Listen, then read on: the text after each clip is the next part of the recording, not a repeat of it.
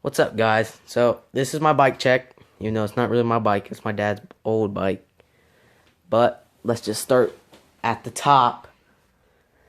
We got duo grips that came on my other bike, but I don't like these flanges. Got S&M slam bars. We have a S&M redneck stem, but it's flipped. See, it says redneck right there. We got S&M pitchforks. We have Primo Dirt Monster tires, front and back.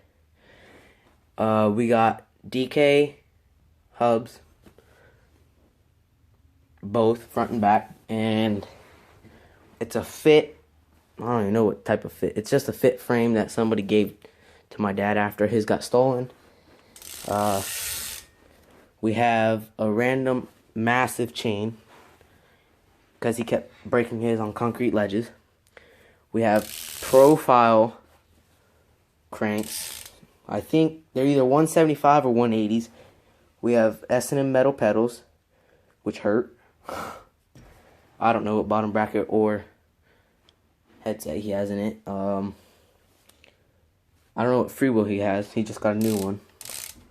We have a Primo seat post, random seat clamp, and random seat.